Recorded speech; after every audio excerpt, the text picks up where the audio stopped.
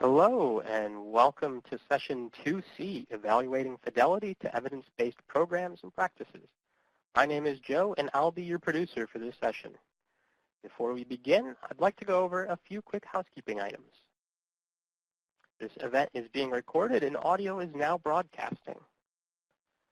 The views, opinions, and content expressed in this presentation and discussion do not necessarily reflect the views, opinions, or policies of the Center for Mental Health Services, CMHS, the Center for Substance Abuse Treatment, CSAT, the Substance Abuse and Mental Health Services Administration, SAMHSA, or the U.S. Department of Health and Human Services, HHS. We do have live captioning available, as you have seen in your other events. If you click on the link here in the middle of our PowerPoint, it'll open up a browser window where you can put anywhere on your screen, and you'll notice there are options to adjust the size, color, and speed of the captions. You'll find that link in the All Questions box, which lives in the lower left corner of your screen. And if you need any assistance with captions or with anything else today, please let us know in that All Questions box. And again, you can get back to your captions at any point in time through that box. Your lines will be muted during the presentation, but we do have a couple of other ways that you can contact us. The public chat, which is below the screen now, below the PowerPoint now, slides slightly over to the right once we get to Dixie, is available for you to communicate with your colleagues and to share resources and all sorts of things throughout today's event. Comments in the chat box do not necessarily reflect the views or policies of the presenters, CMHS, CSAT, SAMHSA, or HHS, and we do ask you to keep in mind that what you type in that box can be seen by everyone, so please be mindful of your colleagues. And as we mentioned before, the conference back channel is available today, so use hashtag BHHIVConf18 to join and tweet about the conference. You can see what folks are throwing up there. I was reviewing it between the last two sessions, and I have to say there's a lot of great stuff. If you didn't hear me say it at the start of the last session, even if you're not following the Twitter chat now, please put that down there. Send it to your social media guru, because if you have a social media account, if you do social media campaigns, there's a lot of great retweet information there. And, of course, you are welcome to jump over to Twitter and take a look at what people are saying now. And like I said, there's just some really great stuff, some really great retweetable tags. And for questions, we'll be using the All Questions box, which I see many of you have found. In the lower left corner of your screen, all questions. If you need the dial-in number, if you lose the slides, if you have an echo, anything like that, please put it in the All Questions box. If you put it in the public chat, just like you see Candace doing down there, we will direct you to the All Questions box. So never fear, wherever you put a question, we will make sure it gets to the right place, but the right place is that All Questions box. And we've done this a couple of times, so hopefully it'll go quickly. If you look up at the top of your screen, you'll see a person with their hand raised. If you click the drop-down button and click Agree, then I'll know that you know where to put your questions in the All Questions box. So if you all would quickly do that for us, I'm sure this part will get quicker and quicker as we go on. I see a few check marks, maybe one or two more. Okay, that's a lot of folks. Excellent. We're going to go ahead and move on. Thank you all for participating. And I would now like to introduce our moderator, Mr. Ed Kraft. Ed, are you off mute now? Thank you, Joe. Good afternoon, everyone. I'm Ed Kraft, the Government Project Officer in the TCE HIV program. And our session today is Assessing Fidelity to Evidence-Based Programs and Practices. Our speaker is Dr. Dixie King. Several of you may have attended the previous session where Dr. King also spoke, but I'd just like to say a few words about her. Dr. King has played a central role in developing the TCE HIV Grantee Meeting Evaluation Track for the past 2 years. She is the founder and president of Transforming Local Communities in Bakersfield, California. It's been my good fortune to have worked directly with Dr. King and to witness the comprehensive impact of her evaluation expertise. You can read more about her in the bio sketch document. Dr. King? Thanks so much, Ed, and thanks, Joe. Really appreciate it. Thank you for all of you who are here and all of you who hung in after last session. Today we're going to be talking a little bit about assessing fidelity to evidence-based practices, and several of you had questions in the process evaluation workshop about evidence-based practices, so I'm glad to be able to move directly in here to dealing with this. And let me get the slides over here. There we go. And get them going here. Here we go. So let's talk just for a moment about the goals of this session. And I want to talk a little bit about the advantages of incorporating fidelity assessment into an evaluation plan. You're going to find I have a real bias in favor of that. And I want to list some of the methods of assessing program structure, content, and delivery, because there really are three areas that I look at when I look at fidelity to evidence-based practices. And we want to describe also some of the potential ramifications of program adaptation on program outcomes, because we do see a lot of adaptation out there when we are assessing fidelity.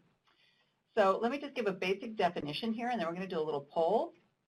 Evidence-based or research-based programs are programs that have been tested in controlled studies and shown to be effective in producing positive changes in a particular group or population. Now, that's a very rough, basic definition, and if you're an evaluator, you probably know all about this and could easily do this presentation. But some of you are not evaluators, and so I have a poll for you. I'd like to know whether you have ever actually conducted a fidelity-based assessment for your program or practice, or for a program or practice that you've been hired as an evaluator for. So how many of you have done that? And it's looking like about half. Okay, good. All right, that's helpful in terms of knowing how deep to go here. You know, it's like we're never going to be able to satisfy everybody with these presentations, because some of you know this stuff really, really well, and some of you it's brand new. So I'm going to try to strike a happy medium here between the two, about half and half. Okay, so again, I want to just continue on those basic definitions. Fidelity to a program or model, okay, really refers to how faithful practitioners remain to the original parameters of the program. So in other words, is your program staff implementing the program in the way that research has shown to be effective?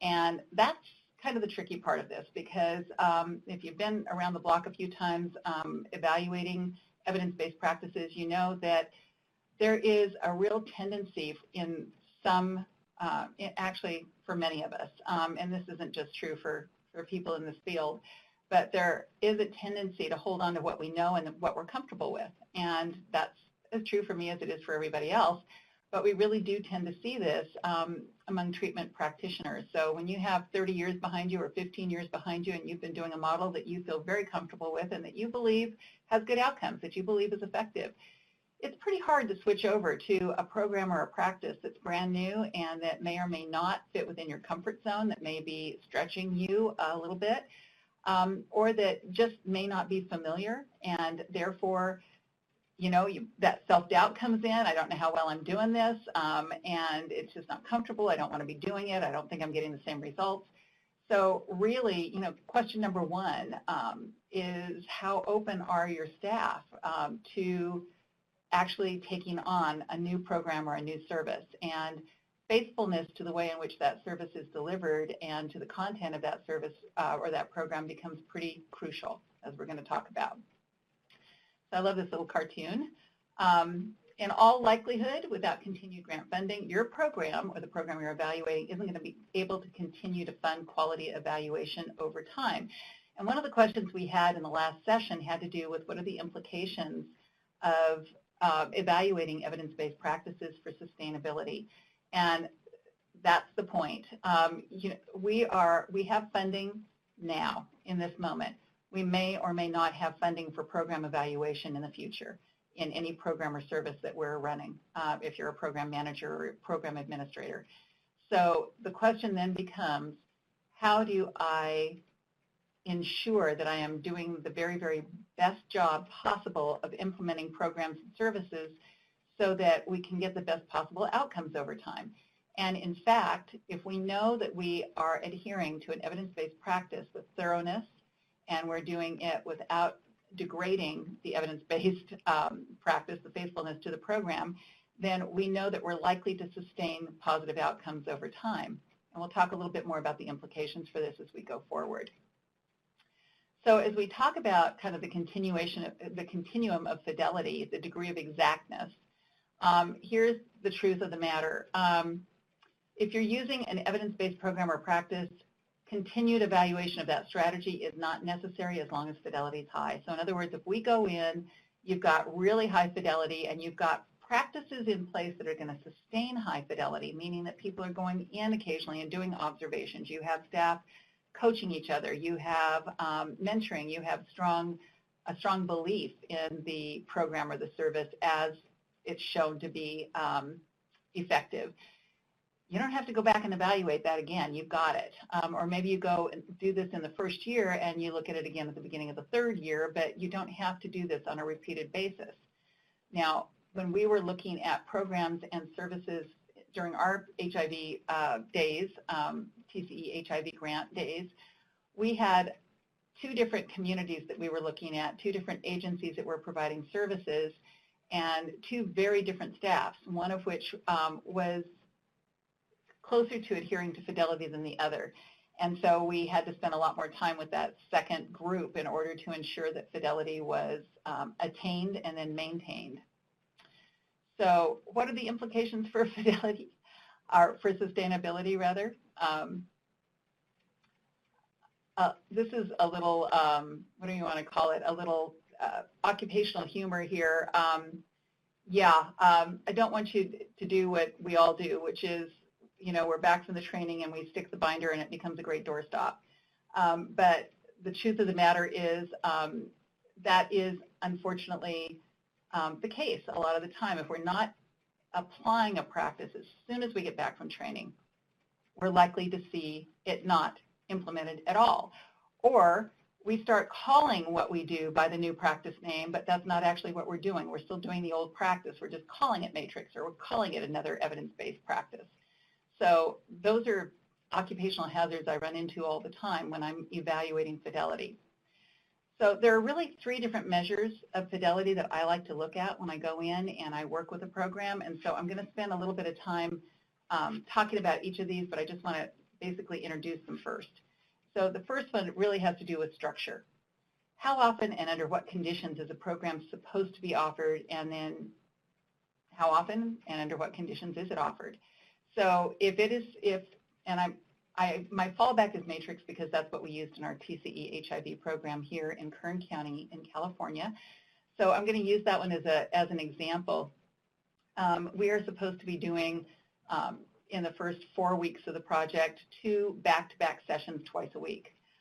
We're supposed to be offering an individual session. We're supposed to be offering a family session. We're supposed to do a certain amount of testing. That's the structure of the program. And so then my question becomes, are we actually offering the program in the way that it's supposed to be offered? That worked out beautifully while we had sustained funding, because we could offer those back-to-back programs. If you were in the last session, you heard me say that one of the problems was that when we came to the end of our program funding and we were back to Medi-Cal billing here in the state of California, we can't bill for 2 services in one day, which means we couldn't do those 2 back-to-back groups in one day. Then we had to talk about program adaptation, and we will talk about that a little bit later in the program. And then there is content.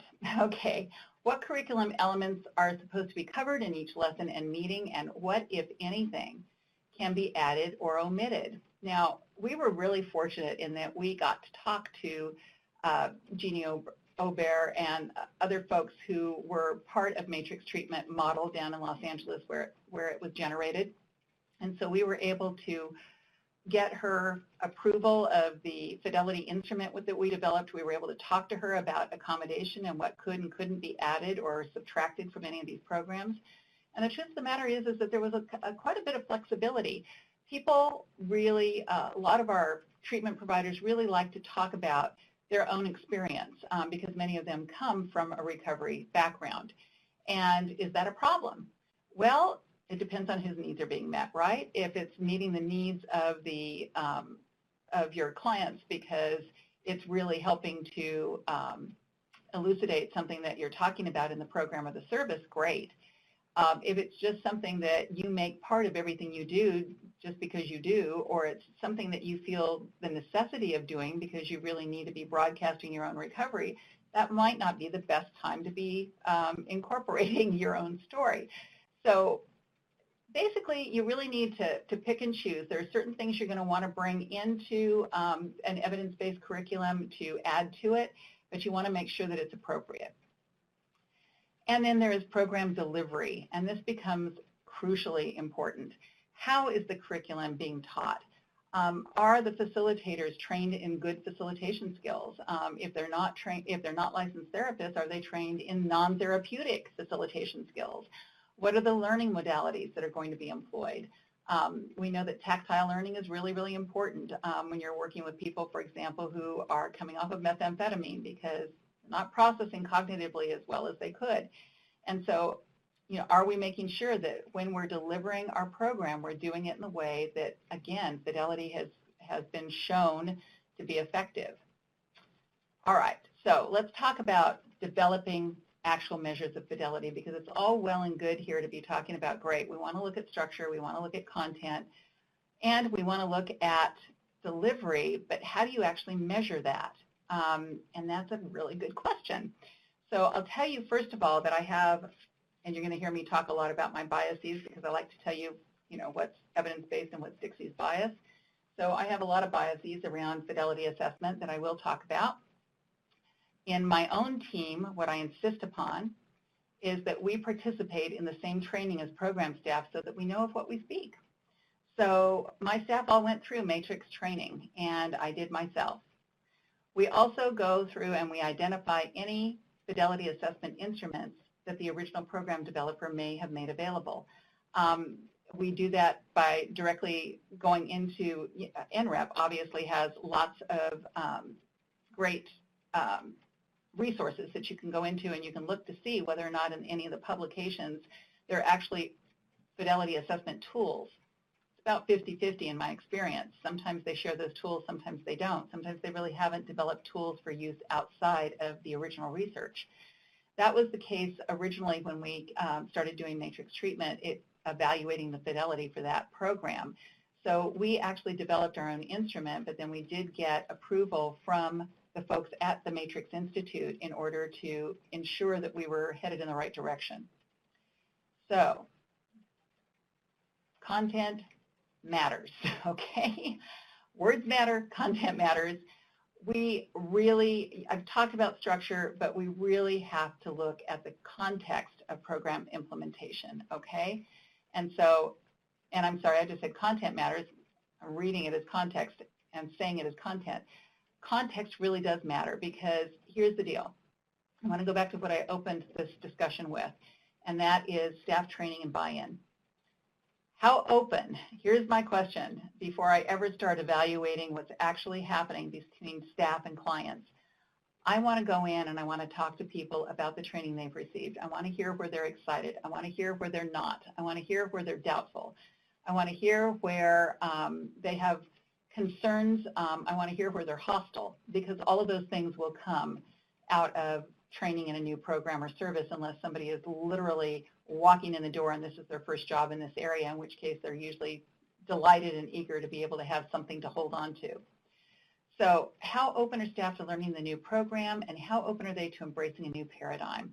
Because let's face it, matrix treatment, along with many other evidence-based practices out there, are not part of the old 12-step model that we still have a lot of people that adhere to.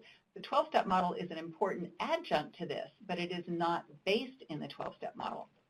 And consequently, that can be problematic for staff who are coming from that particular model. It's just one example. How adequate has the training and support been? Oftentimes what I see is that we send staff to training, but then we don't do the support necessary afterwards and the coaching and the observations to make sure that they are implementing successfully and that they don't have questions or concerns as they're doing that program implementation. So we want to create opportunities to problem solve and to troubleshoot. I mentioned in the last webinar that it's a great idea to create an opportunity on a weekly, bi-weekly, monthly basis for your staff to sit down and really have an opportunity to talk about the problems that arise in group. Around the delivery, around the content, and how are we going to address that? It can even be around structure. If we know that we're not going to be able to do the program in the way that we're meant to do it, how are we going to accommodate, and what impact do we think that that's going to have on programs and services? I know that when we started talking about adaptation for Matrix post-funding, we were looking at moving to, instead of twice a week with 2 back-to-back sessions, we were talking about 4 times a week with 1 group session. Then we had to consider the fact that we're asking people to find transportation to get there 4 times a week, and yet another time on those weeks when they were getting an individual session, so potentially 5 times a week. Just wasn't very realistic for a lot of people, but it was really hard to find another way to accommodate, and I'll talk about some of the ways that they did more or less successfully a little bit later. Oh, and I'm sorry, there is one more thing I need to talk about that, and that's appropriate accountability. And appropriate accountability really comes with making sure that we are going in, and I want to talk about this from an evaluation standpoint. I also want to talk about it from a program administration standpoint. Here's the deal. As an evaluator, it's my job to go in and to provide basically some accountability by going in and observing and determining whether or not, in fact, I see, according to my fidelity checklist, according to what I've been trained and what I know, are people actually implementing this well? Are they doing a good job in terms of the way in which they're handling content and delivery? And then it's my job also to go back and talk to the program administrator. On an ongoing basis, it is the program administrator's responsibility to be providing the training and the support and the coaching and anything else that's going to be necessary to bring the staff up to speed and to keep them up to speed. Now, I'm going to tell you a story, and some of you may have heard this in one of my pre-conference webinars. I can't remember whether or not I told this story, so forgive me if you've heard it before. But we were actually taping because we didn't have enough staff for the number of evaluation staff to go out and observe, and we certainly didn't have the funding to observe every single time that somebody was implementing Matrix back in our day. And so we had them record the sessions, and the people who were in the sessions knew that the sessions were being recorded. They also knew that we, the evaluation team, would be the only people who were listening to those sessions, and that the tapes would be destroyed afterwards, which they were.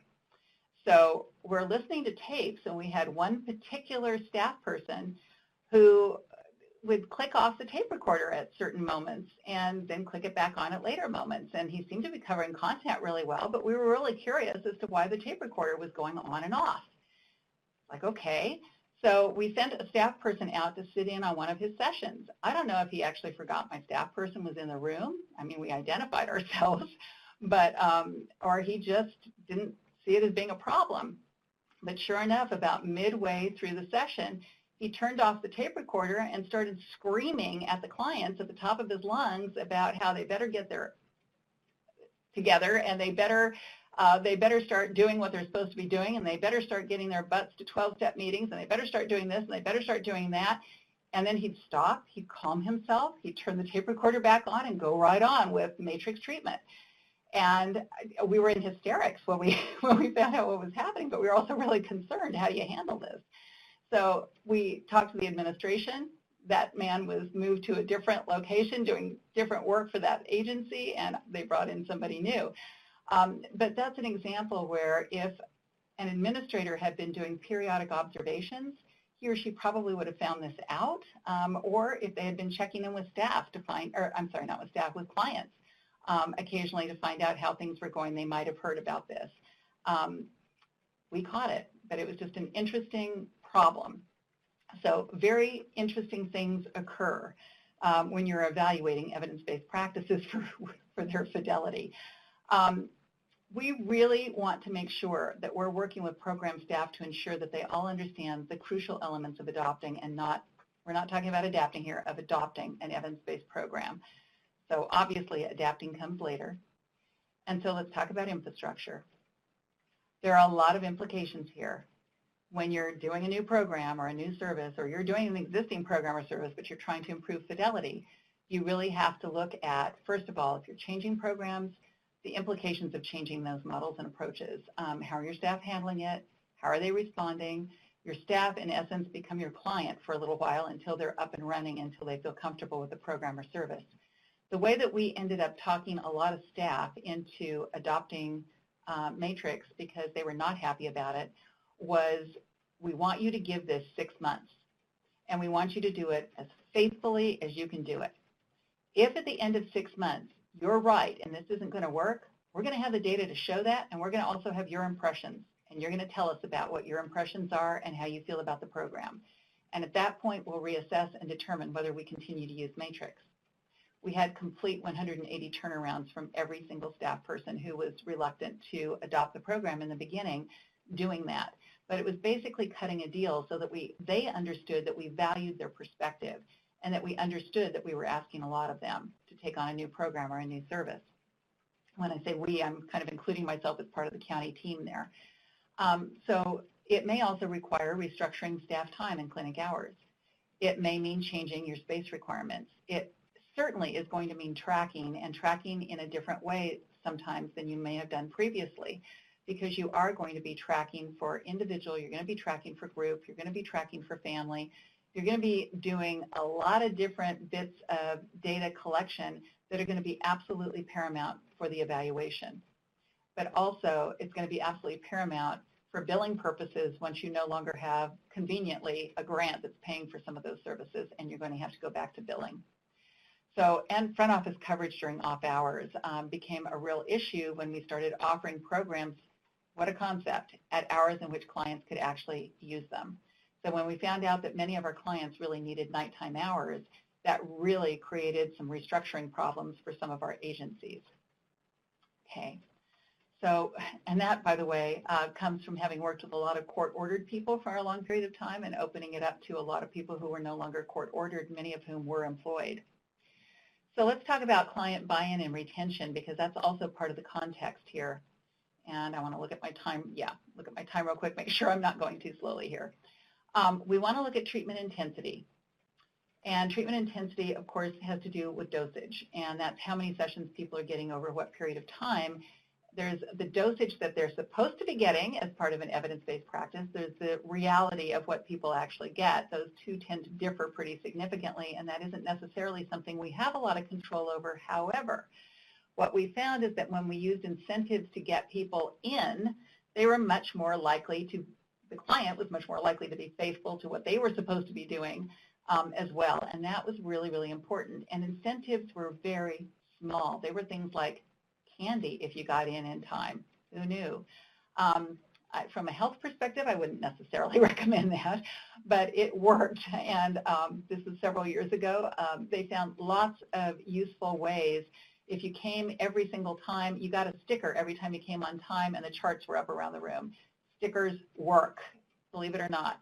You know, we all love that outward manifestation of our personal best, and that was working for them. If people came for and made every session, you know, they'd get some kind of an incentive. We had logistical considerations we had to be concerned about, and that included transportation and childcare. And here was a real logistical consideration. We come from California, and we come from Central California. We don't come from the Bay Area where there's really good transportation. So we had a lot of people coming by bus, and the buses stopped at about the time that we were just getting into our second group of the evening. So that was really problematic. There was a period when we actually worked with our transportation department to see if we could get some extra transport made available, but you don't always have that option. Childcare is great if you're meeting all of the licensing requirements and if you have a facility in which you can actually have kids. So all of those considerations are going to either support or they are going to make it more difficult for people to actually come to group.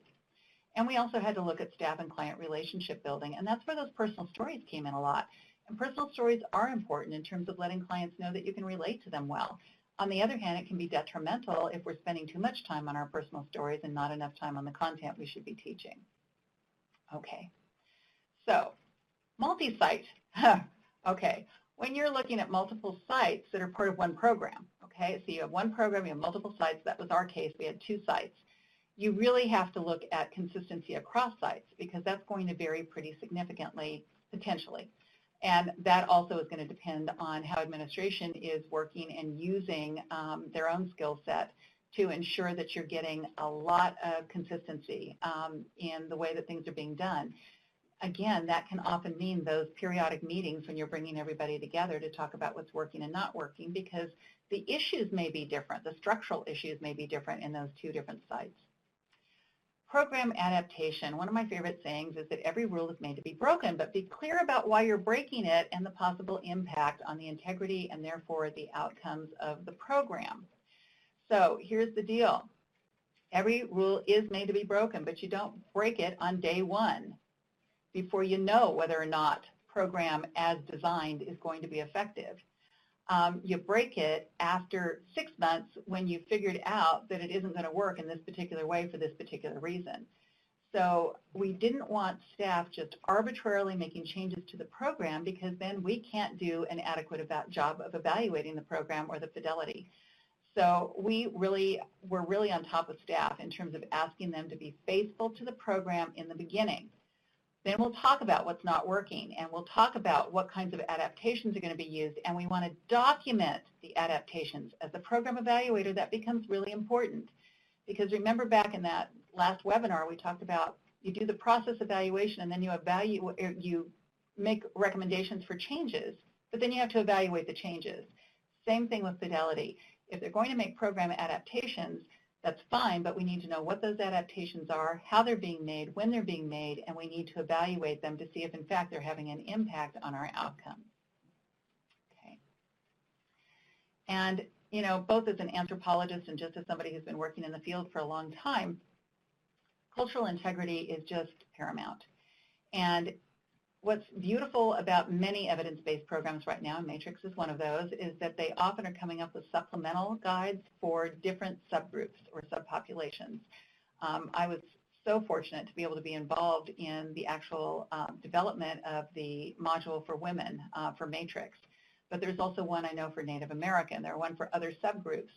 We really have to be looking at cultural integrity in the way in which programs and services are being delivered, because that is a huge problem at times in terms of being able to maintain fidelity to a program. If it simply doesn't fit and doesn't work in the cultural milieu in which we are operating, that's going to be hugely problematic, and that's when adaptation may be very appropriate, but again, is going to have to be documented. Okay. So I want to talk a little bit about Matrix, and I should have asked how many people are familiar with it, but we didn't set up that poll, so I'm just going to very briefly tell you what some of the primary components of Matrix are. If you know this, you can come back in about 30 seconds, okay? So the organizing principles of Matrix are that you want to create very explicit structure and expectations, collaborative relationships with the patient or client.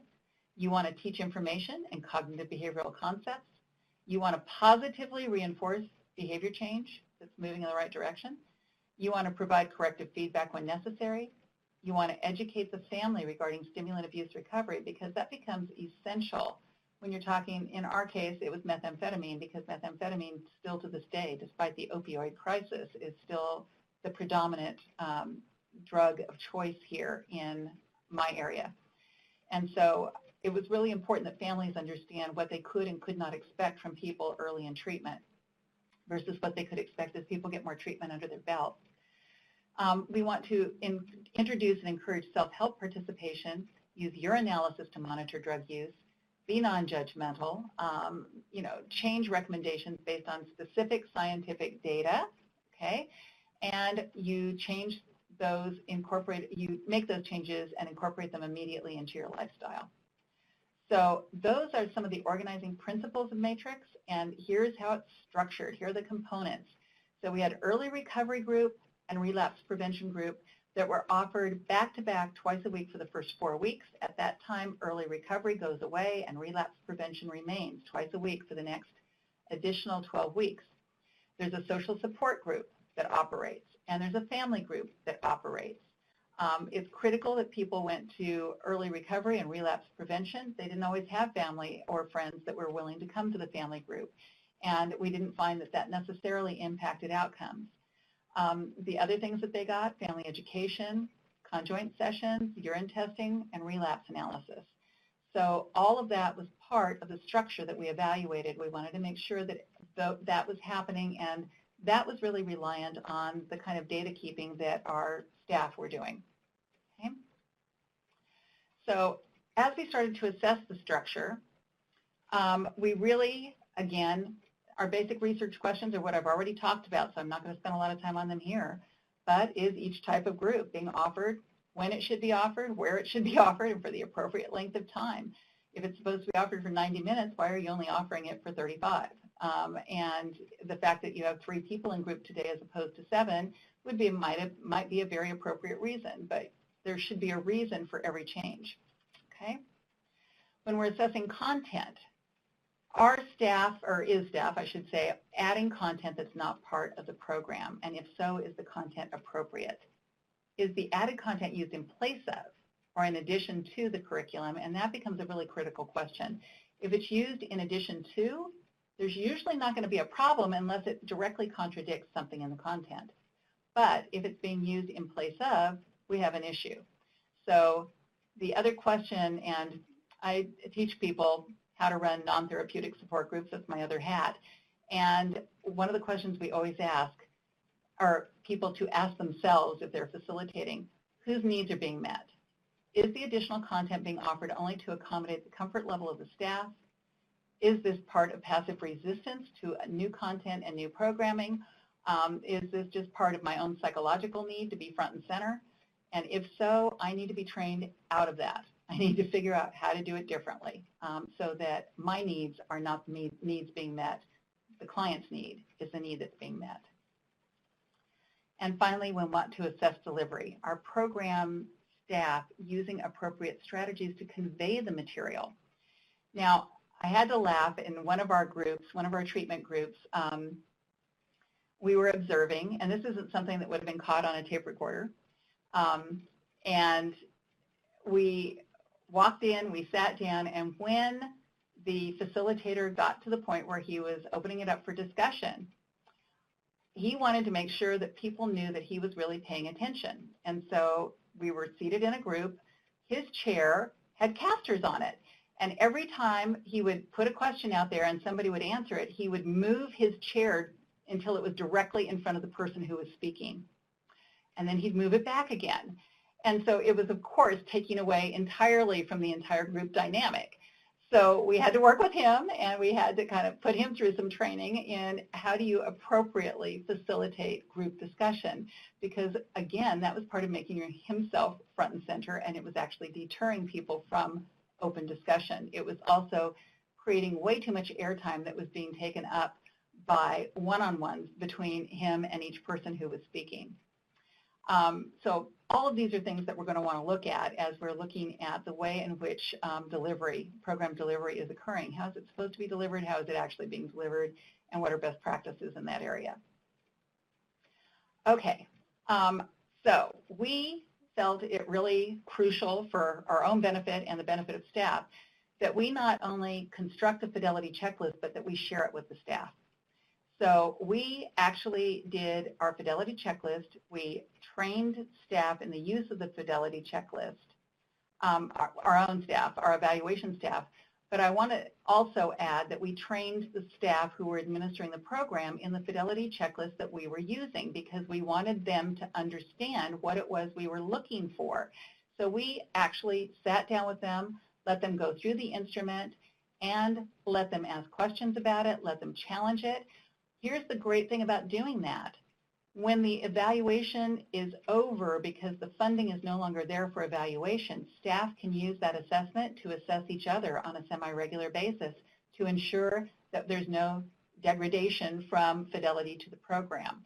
And so training administration and staff in the actual use of the fidelity checklist not only lets them know what it is we're looking for, and so they're not caught off guard, they know exactly what we're observing, but it also allows them to observe each other and adopt that themselves. So random observations of the group using the checklist is also part of what we did. I talked already about audio recordings and random review of recordings. That's very optional. And then scoring fidelity and then sharing fidelity outcomes with staff. So I'm going to go through this pretty quickly, and if anybody at the end of this presentation is interested in getting some of the actual forms that we used, I can actually mail those out to you. I'm happy to do that. Just take down my email address and I'll send those to you. It's been a while since we've used these actually. I haven't been doing fidelity assessment to Matrix for quite a while, so we probably should review them and make sure they're up to date.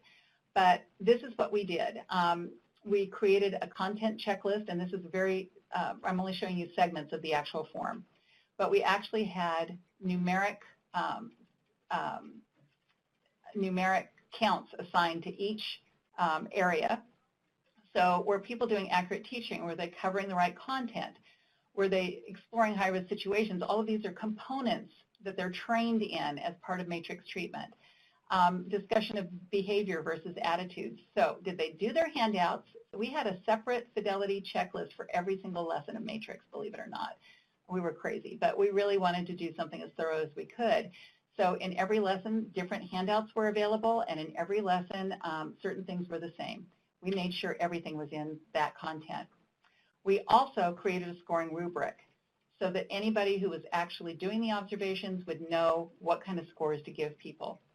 So under accurate teaching, just to give you an example, information presented in the session should be based on research rather than on just only the 12-step belief system, personal opinion, or other information that's not drawn from credible and accepted scientific research. Now, that said, it was okay for them to add 12-step. It was okay for them to add personal stories, but not at the expense of what they were supposed to be teaching. It had to be in addition to. So if they're at that point where they are devoting their entire session to Matrix and other research-based information, they're going to get the highest rating. And if they're devoting most of it to personal opinion, they're going to be getting a much lower rating. And if they create no opportunity to discuss a high-risk situation, if they facilitate discussion of high-risk situations in general but non-specific ways, or they create full opportunities for clients to discuss and problem-solve high-risk situations those clients know they're going to be in over the next few days, then they're going to get the highest score versus the lowest score of creating none of those opportunities.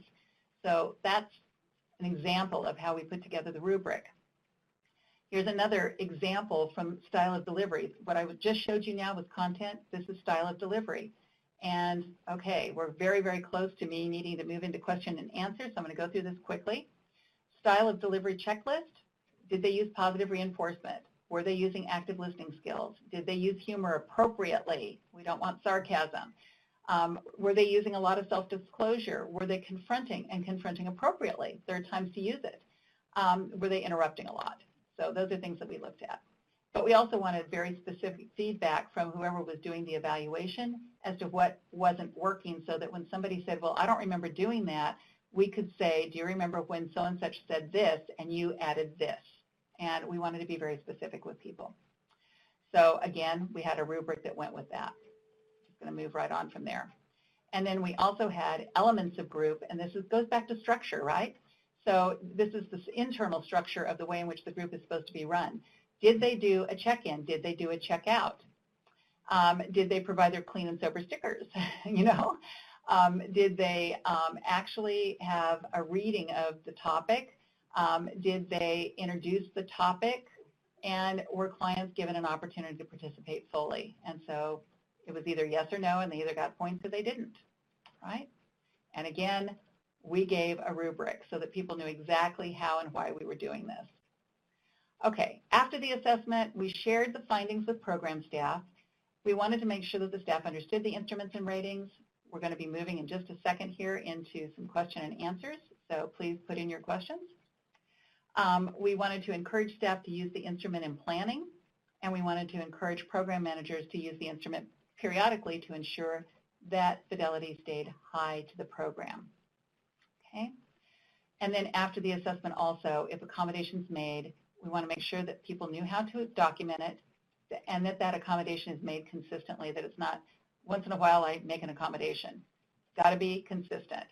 And then we also wanted to assist managers and staff in developing a way to measure the accommodation. Right? So in summary, assessing fidelity can be simple or complex, but fidelity can be one of the most useful tools that you can have to ensure that programs continue to operate with efficiency and with maximum impact in the post-grant period. So again, if you can do fidelity, if you can ensure that fidelity is being maintained and you are seeing concurrently high outcomes, positive outcomes, that's what you want to do, is you want to make sure that those staff know exactly how to continue to ensure that fidelity is high to the program so that they're going to get the best possible outcomes when you're no longer there, when you are just hopefully a very fond memory. And on that note, I'm going to open it up for questions. So I see, and is Ed going to come back on here to facilitate questions, or shall I just go ahead and take them? Thank you. Right here. Unmuted in the system. Hi there. So our first question is, should delivery methods for programs be specific to the content they are trying to convey? If not, what are some examples of general delivery methods that have been successful, useful? Okay, that is an excellent question, and here's what I want to go back to. Those delivery mechanisms in an evidence-based practice are normally going to be defined within that evidence-based practice. So what am I saying? I'm saying that if you're using Matrix, you're going to have one method of delivery that or you're going to have multiple methods of delivery that you are taught and that you're supposed to adhere to around particular content. And if you're with a different evidence-based program, the delivery methods may be different. And you have to go back to what the program developer indicates is the best way to deliver the program content. Now, if they don't specify how program content is being delivered, I'm going to be a little surprised because I have yet to run into an evidence-based program that doesn't specify how programs should be delivered.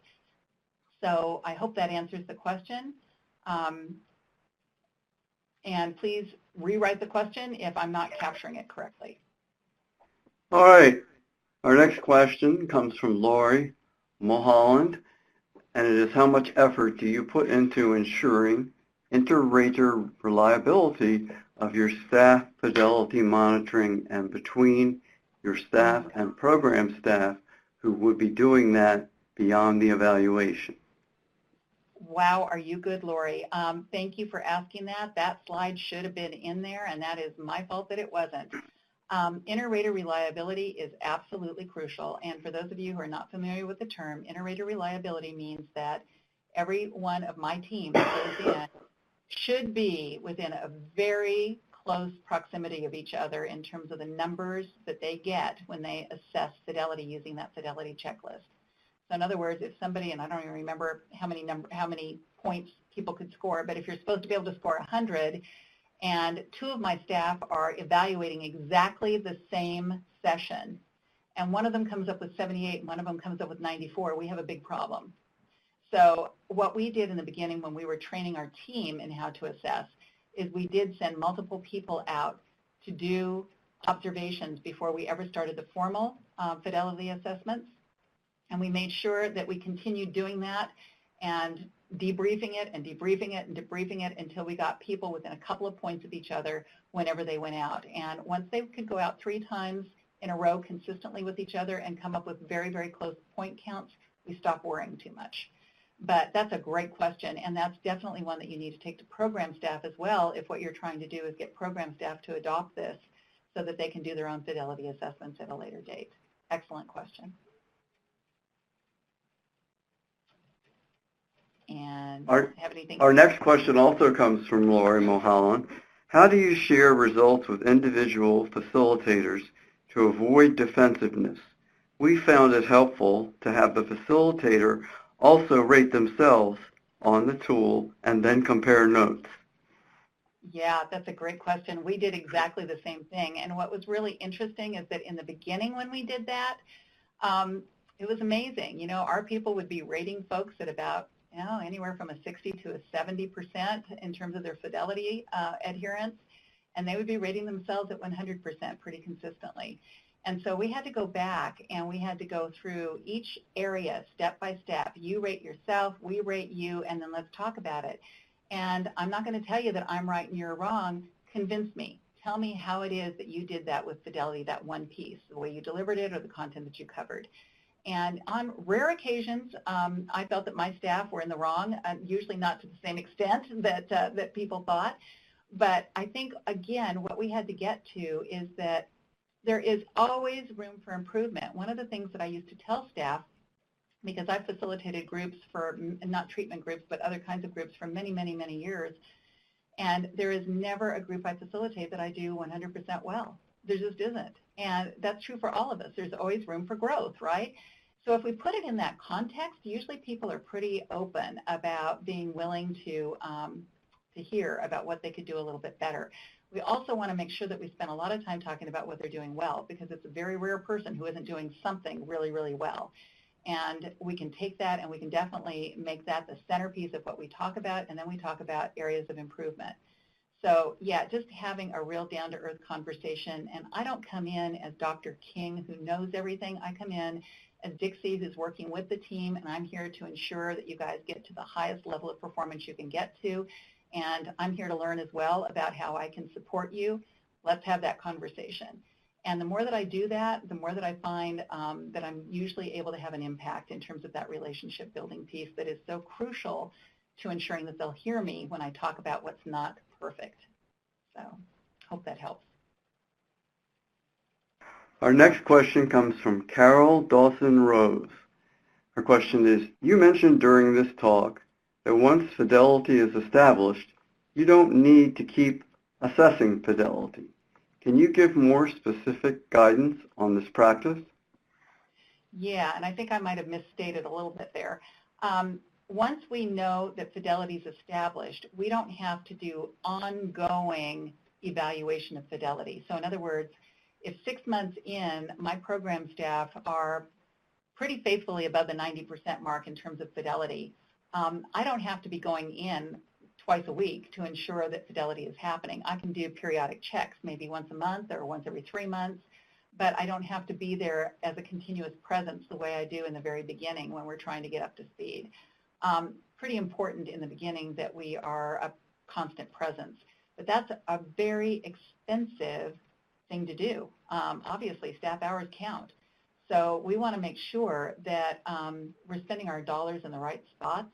And so once fidelity is established, we don't have to be there every day, but we do have to do periodic checks because like anything else, you get a degradation over time, right? Things go downhill a little bit over time. And so sometimes we just have to go in for a little refresher or a little booster or a little reminder, or we ask somebody to do a self-assessment on a monthly basis to make sure that they feel that they are still adhering to the same principles they were adhering to before and doing it as well and as effectively.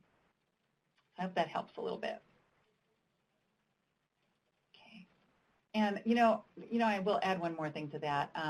I think the bigger issue that I really can't say strongly enough is that the majority of people that we work with are not trained in program evaluation, and they are not necessarily going to be able, they'll always be able to track their data, obviously, and need to, and for billing purposes if nothing else, or because their funders requiring it. But they may not always have evaluation dollars. They're not always going to be able to evaluate their own programs and services. I think one of the best things that we can do for people is to give them this gift of being able to evaluate their own fidelity to their own program or service, their evidence-based program or service. Because if we do that, then when the evaluator goes away, they still have something that they can hang on to ensure that they're getting the highest performance possible.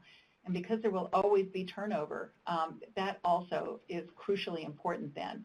As new staff come on board, they need to be trained, they need to be brought into the fold, they need to have the fidelity assessed for the programs and services they're providing. So again, this is a gift that we give the folks that we work with, and I think it's one that really has a high value attached. Any other questions or concerns?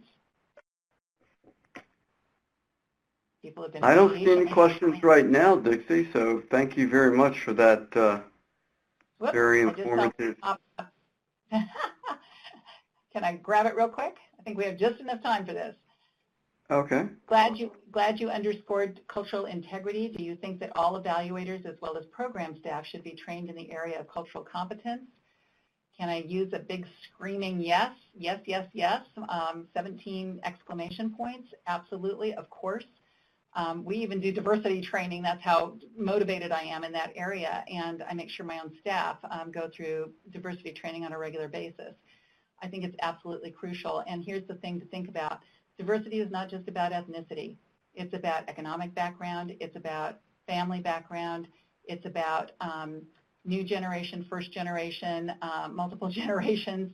It's about a lot of things. And so when we're doing that kind of training, we really, really need to be cognizant of the fact that we all have biases, and we bring those to our jobs, and we bring those to our personal lives. And if we are not conscious of where our biases lie, we are going to get into some pretty serious trouble.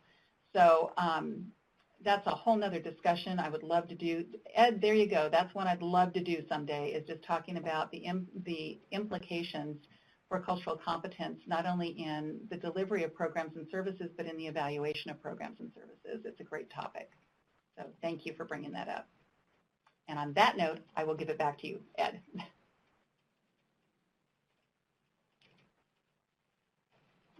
Thank you very much, Dixie, and I agree that's something we need to take a look at real soon.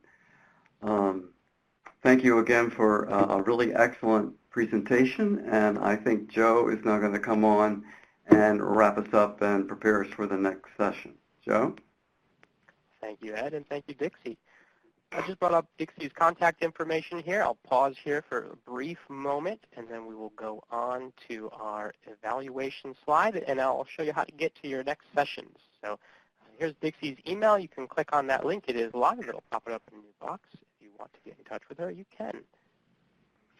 And as Ed said, thank you very much for attending today's conference and for attending this session in particular. If you would like to contact the Behavioral Health and HIV Technical Assistance Center, you can do so using the slide here. Again, that link in the middle of your screen is live. You can click it and it will open up an email that you can send out. You can save that for later. If you do need that because you can't quite get to it, it's not working, let us know in the box and we will be happy to give you that information.